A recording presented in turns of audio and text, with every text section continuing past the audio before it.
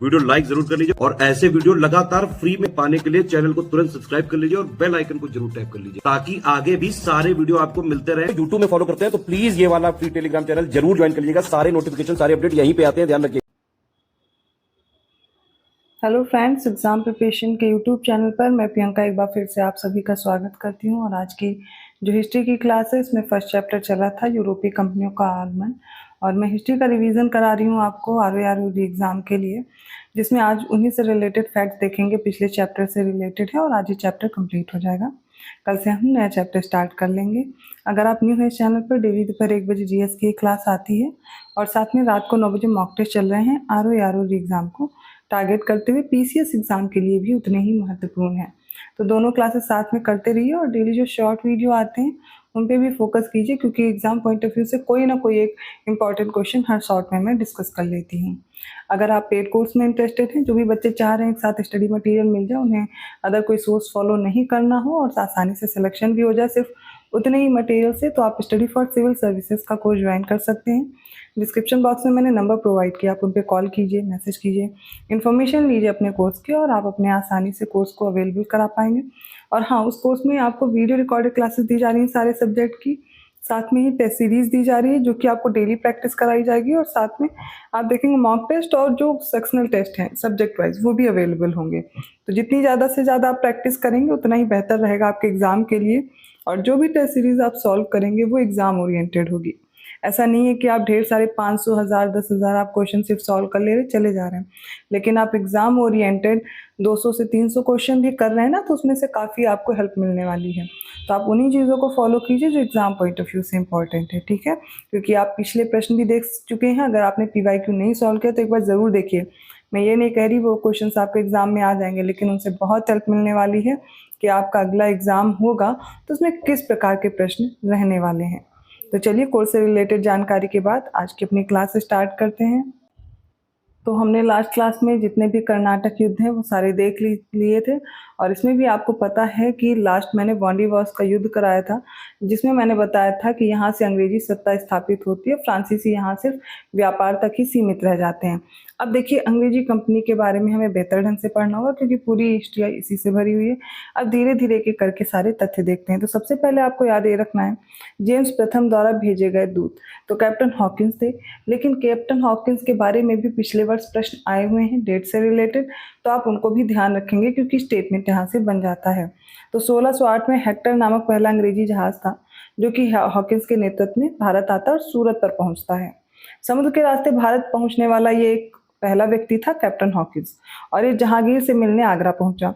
जहांगीर ने पहले हॉकिंस को सूरत में व्यापार करने की अनुमति दे दी थी, लेकिन स्थानीय सौदागर और पुर्तगीजों के विरोध के कारण अनुमति रद्द की, क्योंकि जो हॉकिंस है जाकर के जहांगीर से दरबार में मिलता है, वो कहता हम यहाँ व्यापार करना चाहते हैं जैसे सभी कर रहे हैं, तो यहाँ पर इनको पहले अनुमति मिल जाती, लेकिन जो स्थानीय लोग थे जो पहले से यहाँ व्यापार कर रहे थे वो बहुत विरोध जताते हैं, जिसकी वजह से फिर इनको क्या होता है, जहांगीर मना कर देते हैं कि यहाँ पर आप फैक्ट्री नहीं स्थापित कर सकते, अब व्यापार हाँ करिए। फिर 1612 ईस्वी में स्वाली के युद्ध में अंग्रेज कैप्टन होता बेस्ट, तो इसने पुर्तगाली सेना को परास्त कर दिया। ये याद रखिएगा, स्वाली का युद्ध। इसकी वीरता के कारण अब 1613 में जहांगीर ने अंग्रेजों को सूरत में अब स्थायी फैक्ट्री बनाने की अनुमति दे दी। मैंने पहले भी बताया, इन्होंने अस्थायी फैक्ट्री बना ली थी, और सूरत में इनको अनुमति कब मिल जाती, 1613 में, और इनकी यहाँ पर जो फैक्ट्री वो स्थापित हो जाती है। कैसे कैसे इनकी फैक्ट्री स्थापित हो रही है, कहाँ पर कौन सी, वो सारी चीज़ें आगे देखते हैं। जैसा कि सबसे पहले इन्होंने क्या किया था, अपना पहला कारखाना मसूलीपट्टनम में स्थापित किया था। वो अस्थायी कारखाना था क्योंकि इन्हें अनुमति नहीं मिलती सूरत में अपनी फैक्ट्री स्टैब्लिश करने के लिए। फिर 1613 में जहांगीर से अनुमति ले लेते हैं और पहली स्थायी फैक्ट्री बन जाती है। इसका अध्यक्ष किसे बनाया गया था, तो टॉमस एल्बर्ट को बनाया गया था। 1609 ईस्वी को सम्राट जेम्स प्रथम ने कंपनी के जो व्यापारिक अधिकार हैं उनको अनिश्चित काल के लिए बढ़ा दिया था। फिर आता है टॉमस रो, तो सबसे पहले हॉकिंस आया था, उसके बाद टॉमस रो आया था, याद रखिएगा। तो सर टॉमस रो जेम्स प्रथम के दूत के रूप में कब आया, 18 सितंबर 1615 को सूरत ये भी पहुंचता है।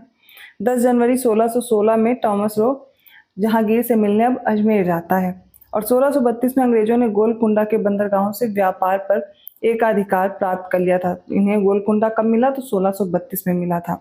1633 में पूर्वी तट पर अंग्रेजों ने अपना पहला कारखाना खोला, कौन सा, तो बालासोर और हरिहरपुर में स्थापित किया था। 1633 तक अब ये अगला कारखाना स्टैब्लिश करने, पूर्वी तट की बात हो रही है। और इन्होंने गोलकुंडा भी ले लिया है 1632 में। फिर 1639 पहुंचते पहुंचते फ्रांसिस डे ने चंद्रगिरी के राजा से मद्रास को पट्टे पर लिया था। यहाँ पर इन्होंने किला बनाया, उसका नाम रखा फोर्ट सेंट जॉर्ज। 1661 में अब इन्हें बम्बई, देखिए ब्रिटेन के राजा थे चार्ल्स द्वितीय, इनकी शादी होती है, इनकी मैरिज हो जाती है, प्रिंसेस होती है कैथरीन। तो राजकुमारी कैथरीन से जब इनकी शादी हो जाती है तो बम्बई मिल जाता है इनको दहेज में, काफ़ी समय तक इनके पास रहता है। फिर राजा चार्ल्स क्या करते हैं, 10 पाउंड वार्षिक किराया लेते हैं और बम्बई को ईस्ट इंडिया कंपनी को सौंप देते हैं। और गेराल्ड आंगियर को याद रखिएगा, बम्बई का वास्तविक संस्थापक माना जाता है। ठीक है, ये सारे फैक्ट आपसे एग्जाम में पूछे जाते हैं। बंगाल में कैसे अपनी फैक्ट्री स्टैब्लिश करते हैं, कहाँ कहाँ करते हैं, कैसे अपने व्यापार को फैलाते हैं, वो भी देखिए। तो बंगाल में सूबेदार था शाह शुजा। इन्होंने 1651 में एक फरमान दिया जिसमें बताया कि 3000 रुपये वार्षिक कर देने के बदले बंगाल में व्यापार का विशेषाधिकार अंग्रेजों को प्रदान किया जाता है। 1651 में ब्रिजमैन के नेतृत्व में बंगाल के हुगली नामक स्थान पर पहली अंग्रेज फैक्ट्री की स्थापना हुई थी। और हुगली के बाद ये कहाँ कहाँ बढ़ते हैं, तो कासिम बाजार, पटना, राजमहल, यहाँ पर भी इनकी फैक्ट्री खुल जाती है। तो 1686 में अंग्रेजों और औरंगजेब के बीच एक भिड़ंत हो गई थी, क्योंकि क्या कर रहे थे, जो ईस्ट इंडिया कंपनी के जितने भी मेंबर्स थे, जो भी लोग थे, वो हुगली में लूटपाट कर रहे थे। और इससे त्रस्त होकर के, इससे नाराज होकर के औरंगजेब इनको यहाँ से भगा देता है। तो लड़ाई हो जाती है, लड़ाई में अंग्रेजों की हार हो जाती है और अंग्रेजों को अब यहाँ हुगली से भागना पड़ता है। 1698 में बंगाल के सूबेदार थे अजीमुस्तान। इन्होंने सूतानाती, कालीकाता और गोविंदपुर, इनकी जमींदारी ले ली थी अजीमुस्तान से अंग्रेजों ने। ठीक है, कब, 1698 में। अब इन्हीं को उस समय सूतानाती, कोलिकाता, गोविंदपुर, इनका जमींदार कौन हुआ करता था, तो इब्राहिम खां था। जॉर्ज चार्नॉक क्या करता है, इन सभी को मिलाता है नगर को एक ही में, और उनका नाम रखता है कलकत्ता। तो कलकत्ता की नींव किसने डाली, जॉर्ज चार्नॉक ने डाली। इसी कारण इसको कलकत्ता का संस्थापक भी कहते हैं। फिर 1700 में कलकत्ता में फोर्ट विलियम की स्थापना की गई। इसका गवर्नर कौन बनाया है, तो चार्ल्स आयर को बनाया गया था। 1700 ईस्वी में कलकत्ता को पहला प्रेसिडेंसी नगर घोषित किया गया था। तो डेट भी याद रखिएगा। अब कुछ महत्वपूर्ण तथ्य हैं जो एग्जाम में पूछे जाते हैं, वो भी साथ में देख लेते हैं। जैसे ब्रिटिश रेजिडेंट कर्नल आउट्रम था, इसकी रिपोर्ट पर ही अवध का विलय किया गया था 1856 में, जिसे ब्रिटिश भारत में मिला लिया गया था। देखिए, वन लाइनर तथ्य आपकी हिस्ट्री से ही रिलेटेड है, जो भी प्रश्न आ सकते हैं उनसे सारे तथ्य ले लिए गए हैं। तो मुगल सम्राट 1803 से ब्रिटिश संरक्षण में रहने लगा था, लेकिन मान मर्यादा संबंधित उनके जो दावे थे वो अभी भी स्वीकृत होते थे। फिर क्या हुआ, ब्रिटिश गवर्नर जनरल ने बादशाह को साफ समझा दिया कि आप बादशाहत आपकी नाम मात्र की है। बक्सर का युद्ध हो जाने के बाद आप खुद ही देखते हैं इनकी शक्ति पूरी तरह से खत्म हो चुकी थी। ब्रिटिश गवर्नर जनरल ऑकलैंड ने बादशाह को अपने दावे और अधिकार छोड़ने को कहा। डलहौजी ने सम्राट को लाल किले से हटने के लिए भी कहा और बादशाह की उपाधि छोड़ देने और अपने उत्तराधिकारी नामजद करने का अधिकार भी छोड़ने को कहा था। फिर कैनिंग ने घोषणा की कि बहादुर शाह के मृत्यु के पश्चात मुगलों को अब राजा की उपाधि नहीं मिलेगी। फिर कंपनी द्वारा निर्यात के लिए सामान खरीदने हेतु प्रयुक्त बंगाल का जो राजस्व अधिशेष था वो क्या कहलाता था, निवेश कहलाता था। आपको याद है बक्सर का 1764 में हुआ था। इसके बाद क्या होता है, बंगाल, बिहार, उड़ीसा, यहाँ का जो राजस्व है वो पूरी तरह से अंग्रेजों के नियंत्रण में आ गया था, जिसका उपयोग वो कर रहे थे कच्चा माल खरीदने के लिए, और इसी को वो निवेश कहते थे। दूसरी ओर अब 1765 ईस्वी की बात करें तो भारत से कच्चा माल खरीदने के लिए यूरोप जो है, यहाँ से महंगी धातुएं, धन का जो आना था वो बिल्कुल बंद हो गया था भारत में। इस व्यवस्था को पर्सिवल स्पीयर ने खुली और बेशरम लूट की संज्ञा दी थी। लाहौर की संधि कब होती है, तो 9 मार्च 1846 को हुई थी। अंग्रेजों और सिखों के मध्य हुई थी। याद रखिएगा, लाहौर की संधि। संधि की शर्तें क्या थी अगर आपसे पूछा जाए, तो महाराजा से ये संधि में कहा गया कि सतलज के पार के अपने समस्त प्रदेश सदैव के लिए वो छोड़ देंगे, और महाराजा ने सतलज और व्यास नदियों के बीच सभी दुर्गों पर अपना अधिकार पूर्णतः छोड़ दिया था। सिखों को 1.5 करोड़ रुपए युद्ध की क्षतिपूर्ति के रूप में भी देने पड़े थे। तो हम लोग चैप्टर तो कवर ही कर रहे हैं, उनके साथ साथ में और जो इतिहास से रिलेटेड महत्वपूर्ण तथ्य हैं वो भी हम हर चैप्टर के बाद में कवर करेंगे। मुर्शीद कुली खां 1717 से 1727 ईस्वी तक रहता है। ठीक है, इसके बाद क्या होता है, स्वतंत्र राज्य की स्थापना कर लेता है 18वीं शताब्दी में। मुर्शीद कुली खां याद रखिएगा बंगाल में। आगे चल करके इसमें एक महत्वपूर्ण बंगाल का नवाब होता है अली वर्दी खां। कब तक रहता है, 1740 से 1756। ये बंगाल का नवाब बन जाता है। ये कई शक्तियों को पराजित करता है, फिर बंगाल में अपनी सत्ता स्थापित करता है। और इसी ने कहा था, इसका तथ्य पूछा जाता है, यदि अंग्रेजों को बंगाल की भूमि से बाहर किया तो समुद्र में आग लग जाएगी। और आगे चलकर अली वर्दी खां की यही भविष्यवाणी सही हो गई जब अंग्रेजों ने बंगाल को अपने अधीन कर लिया था। 1602 में डच ईस्ट इंडिया कंपनी आती है। इसका नाम क्या था? Warrington ओस्ट Indies company. और इसे हॉलैंड की संसद ने 21 वर्षों तक भारत और पूर्व के देशों से व्यापार करने के लिए इसको अधिकार दिए थे। फिर इसमें युद्ध व संधि करने, किले बनाने, भारतीय प्रदेशों को जीतने का अधिकार भी था। और भारत में डचों ने कहाँ पर? तो देखिए, आंध्र प्रदेश के मसूलीपट्टनम में 1605 में पहला अपना कारखाना स्थापित किया था। नेक्स्ट है 1510 में तो अल्बुकर्क ने गोवा पर कब्जा किया था। आपको पता है पुर्तगाली गवर्नर था जो कि बीजापुर के सुल्तान का प्रमुख पत्तन हुआ करता था। और ये अलेक्जेंडर के बाद पहला भारतीय क्षेत्र था जो यूरोपियों के अधीन में आया था। इसके बाद मलक्का और हरमज पर भी, जो हरमुज आप बोलते हैं, यहाँ पर 1511 ईस्वी में पुर्तगाली प्रभुत्व कायम हो चुका था। लाल सागर के मुहाने पर स्थित था सकोत्रा द्वीप और सुमात्रा के अचिन दुर्ग में आदि पर नए किले स्थापित किए थे। तो इनके ये पुर्तगालियों के मैंने आपको पहले भी पढ़ाए हैं कि कहाँ कहाँ पर इन्होंने अपने दुर्ग स्थापित किए, कहाँ कहाँ पर नए किले बनाए, कहाँ कहाँ पर इनके फैक्ट्री स्टैब्लिश हो रही है। ये सारी चीज़ें मैं पहले बता चुकी हूँ, यहाँ पर आप रिवाइज कर लीजिए। पुर्तगाली समुद्र के रास्ते होने वाले व्यापार को नियंत्रित करने और उस पर कर लगाने का प्रयास कर रहे थे और इन्होंने एक काफिला शुरू किया था, अकार्ड्स आर्मेडा काफिला। ये व्यवस्था शुरू की गई थी। उन्होंने एशियाई व्यापार पर गहरा प्रभाव डाला और उनका मुख्य साधन परमिट, जिसके पीछे आर्मेडा बल होता था। कोई भी भारतीय अरबी जहाज पुर्तगाली अधिकारियों से पहले कार्ड्स लिए बिना अरब सागर में नहीं जा सकता था। जब परमिट होता था तभी उनको जाने को मिलता था, नहीं तो ये जहाज़ों को डुबो देते थे। फिर अकबर का पुर्तगालियों से प्रथम परिचय गुजरात के कैम्बिया खंबात की खाड़ी में हुआ था। कार्ड्स एशियाई देशों में एक सामूहिक क्रियाकलापों के लिए पुर्तगालियों द्वारा यूरोपीय व्यापारियों को अनुमति प्रदान करने वाला एक दस्तावेज हुआ करता था, जैसे आप परमिट बोल सकते हैं। ये जोधपुर महाराज का अविवेकपूर्ण निर्णय था क्योंकि इसके 15 दिन पूर्व बार बार की पराजयों से परेशान था दौलत राव सिंधिया। इसने अंग्रेज के साथ मैत्रीपूर्ण संधि कर ली थी। संधि याद रखिए कौन सी थी? 30 दिसंबर 1803 को, माफ कीजिएगा, 30 दिसंबर 1803 की थी। सुरजी अर्जन गांव में हुई थी। और इस संधि में क्या हुआ? तो सिंधिया ने अंग्रेजों को संधि में बंधे राजाओं पर आक्रमण ना करने के अतिरिक्त उनसे खिराज भी वसूल ना करने का वचन दिया था। और इस स्थिति में सिंधिया के कब्जे से सांभर और अजमेर प्रदेश अंग्रेजों के पास वापस चले जाते हैं।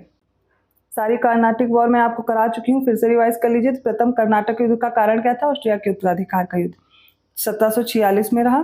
तो उत्तराधिकार के संघर्ष में पौंडीचेरी के गवर्नर थे डुप्ले। इनके नेतृत्व में फ्रांसीसियों की जीत हो जाती है और अपने दावेदार को गद्दी पर ही बैठाने में और उसके बदले में उत्तरी सरकार का इन्हें क्षेत्र मिल जाता है। फिर प्रथम कर्नाटक युद्ध हुआ कब से कब तक? तो 1746 से 1748 तक। इसमें अंग्रेज एडमिरल बर्नेट के नेतृत्व में अंग्रेजी सेना और द्वारा कुछ फ्रांसीसी जहाजों पर पहले अधिकार कर लिया जाता है। शुरुआत इन्हीं की तरफ से होती, बाद में बदले में फ्रांसीसी गवर्नर था लाबूर्दे, इसके सहयोग से डुप्ले ने मद्रास पर अंग्रेज गवर्नर था मोर्सिस को आत्मसमर्पण करने के लिए मजबूर कर लिया था। और इस युद्ध में सेंट थोमे का युद्ध बहुत इंपॉर्टेंट है, इसी नाम से इसको जानते हैं। बाद में युद्ध को विराम मिलता है एक्सला-सैपल नामक संधि से, जिससे इन दोनों के बीच क्या होता है? संघर्ष रुक जाता है और मद्रास जो इन्होंने फ्रांसीसियों ने जीता था वो फिर से अंग्रेजों को वापस कर देते हैं। वर्ष 1661 में कंपनी ने अंग्रेज अधिकारी फॉक्स क्रॉफ्ट को मद्रास का गवर्नर नियुक्त किया था।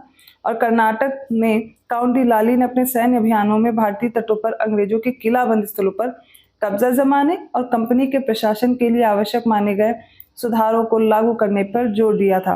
फिर 1756 में कलकत्ता पर पुनः अधिकार करने के लिए समुद्र के रास्ते कौन आता? तो लॉर्ड क्लाइव, इसके सहायक के रूप में वाटसन को भी भेजा गया था। बक्सर का युद्ध देख लेते हैं। बक्सर का युद्ध तो हो जाता है 1764 में, लेकिन इनसे संधि करने के लिए कौन आता है? तो आता है रॉबर्ट क्लाइव। ठीक है, तो बक्सर के युद्ध के पश्चात 1765 ईस्वी में कंपनी और मुगल सम्राट शाह आलम द्वितीय के बीच इलाहाबाद की संधि हुई थी और इसके साथ साथ इनकी एक संधि अवध के नवाब के साथ भी हुई थी। 2 इलाहाबाद की संधि हुई थी। अवध में जो कड़ा और इलाहाबाद था इनको लेकर के मुगल बादशाह को दे दिया था इन्होंने, और मुगल बादशाह ने बंगाल, बिहार और उड़ीसा की दीवानी अंग्रेजों को दे दी थी। अंग्रेजों ने मुगल बादशाह को 26 लाख रुपए प्रति वर्ष देना स्वीकार भी किया। क्या किया कि इन्होंने कहा कि आप बस बैठो, 26 लाख रुपए अब आपको दिया जाएगा, इसके बदले बंगाल, बिहार और उड़ीसा की दीवानी हम अपने पास ले लेते हैं। अंग्रेजों ने हैदराबाद के उत्तर के जिलों उत्तरी सरकार को जागीर के रूप में मुगल बादशाह से प्राप्त किया था। उपरोक्त 4 उपबंधों के अलावा शेष 7 जो उपबंध थे वो नवाब के साथ किए गए थे। अब सुजाउद्दौला संधि के निष्पादन के तत्काल बाद 50 लाख रुपए एक ही किस्त में अंग्रेजों को ना दे करके 9 किस्तों में देने को तैयार हुआ था, एक साथ वो नहीं दे सकता था। रंजीत सिंह का वित्त मंत्री था दीनानाथ। फकीर अजीजुद्दीन उनका विदेश मंत्री था। पूछा जाता है कौन क्या था, किस पोस्ट पर था या कौन से पद थे? तो रंजीत सिंह की विशेष साधक सेना, जिसे फौजे खास कहते थे, इसका गठन कब हुआ था? 1822 में हुआ था। जनरल बनतुरा और आलाट द्वारा किया गया था। इलाही बख्श उनके तोपखाने का कार्यवाहक था। तो आज की क्लास में चैप्टर कंप्लीट होता है। कुछ महत्वपूर्ण तथ्य और मैंने डिस्कस कर लिए हैं। तो यूरोपीय कंपनियों का आगमन जो है वो हो गया है। नेक्स्ट चैप्टर कल स्टार्ट करूंगी। इस क्लास को आप एक साथ फिर से रिवाइज कर लीजिएगा, तो यहाँ से रिलेटेड जितने भी तथ्य हैं वो कंप्लीट हो जाएंगे। वीडियो अच्छा लगा तो प्लीज़ लाइक कीजिए, चैनल को सब्सक्राइब कीजिए और लोगों को शेयर भी करते रहिए। ऐसे इंपॉर्टेंट क्लासेस के साथ मैं मिलती हूँ अगले वीडियो में। और आपको पेड कोर्स के लिए डिस्क्रिप्शन बॉक्स में दिए गए नंबर्स पे कॉल या मैसेज करना। अदरवाइज आप गूगल प्ले स्टोर से ऐप भी डाउनलोड कर सकते हैं। स्टडी फॉर सिविल सर्विसेज का आपको कोर्स अवेलेबल करा दिया जाएगा। मैं मिलती हूँ अगली क्लास में, तब तक के लिए धन्यवाद।